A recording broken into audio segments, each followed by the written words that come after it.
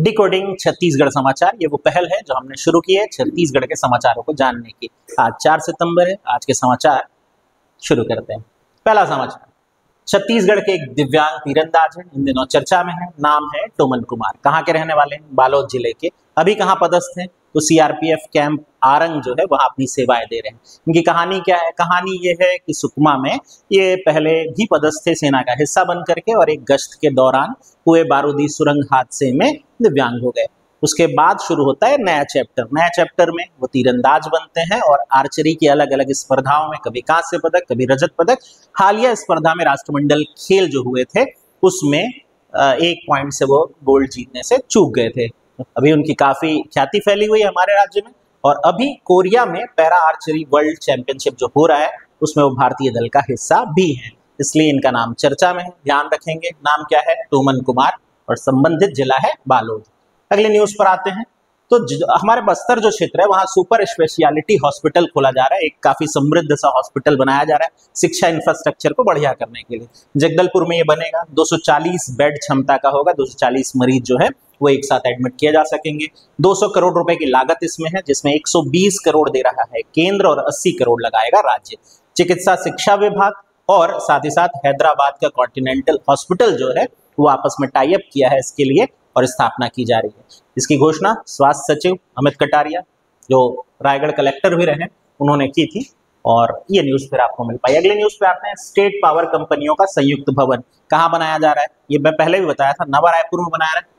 Sector याद रख सकते हैं, सेक्टर 24 में बनाया जा रहा है। 270 करोड़ की होगी, और तीनों जो कंपनियां हैं पावर सेक्टर की वो वहां होगी।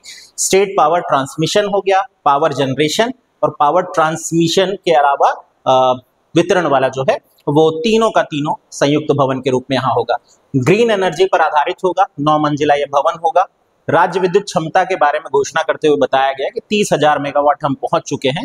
जब राज्य की स्थापना हुई थी साल 2000 में तो 1,400 मेगावाट ही क्षमता मात्र थी। इसके बाद एक और न्यूज जो अगेन थोड़ी पुरानी है पर इसमें कुछ नया भी है। तो हम सब जानते हैं लिंगेश्वरी माता का जो मंदिर है वहां पद चिन्ह देख करके बस्तर में आने वाले भविष्य की गणना की जाती है। हर बार जब वो मंदिर साल में सिर्फ 1 दिन के लिए खुलता है तो वहां रेत पर कुछ पग चिन्ह बने होते हैं। कभी ये बाघ के हो सकते हैं, कभी किसी मनुष्य के हो सकते हैं, कभी किसी बंदर के हो सकते हैं या अन्य जीव के। इस बार ये पग चिन्ह जो है वो बिल्ली के हैं। बिल्ली के पग चिन्हों का बना होना भय का सूचक माना जाता है। तो बस्तर के लिए ये समय जो है वो भयपूर्ण समय रहेगा, यानी डर वाला समय रहेगा, जिसकी कुछ घटनाओं में हमने बस्तर में आए हुए बाढ़ को देखा भी होगा। अंधविश्वास नहीं बढ़ा रहा हूँ, यही समाचार है और इसी तरीके से वहां ट्रीट किया जाता है। तो अगर देखें तो झाटीबन नाम की एक पहाड़ी है, वहां पर ये आलोर नाम की गुफा है। पड़ेगा कहाँ पूछेगा तो कोंडा गांव में फरसगांव ब्लॉक है, और सिर्फ 1 दिन खुलता है।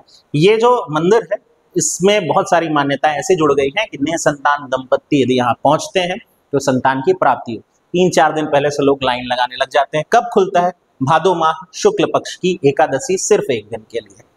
अगले न्यूज पर आते हैं। एक पंक्ति वाले मेरे पास कुछ समाचार है। प्रोजेक्ट रक्षा छत्तीसगढ़ में चलाया जा रहा है, जिसका उद्देश्य है कैंसर की जांच करना, खासतौर पे महिलाओं में होने वाले जो कैंसर है। 3 तरह के कैंसर, खासतौर पे ओरल कैंसर, मुंह का cancer, breast cancer, cervical cancer यानी गर्भाशय का जो कैंसर है उसकी जांच निःशुल्क रूप में की जा रही है। इसके लिए चलाई जाने वाली पहल का नाम रखा गया है प्रोजेक्ट रक्षा।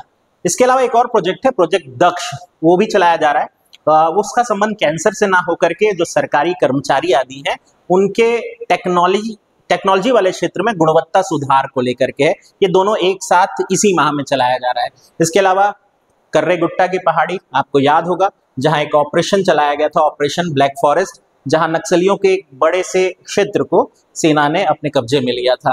इसका याद रखेंगे। कर्रेगुट्टा पहाड़ी पहला, बीजापुर सुकमा वाला जो क्षेत्र है वहां ऑपरेशन ब्लैक फॉरेस्ट। तो उसमें जो शामिल लोग थे, चाहे सीआरपीएफ हो या छत्तीसगढ़ पुलिस हो, इन सब से हमारे अमित शाह जी भेंट किए और उनको धन्यवाद भी दिए।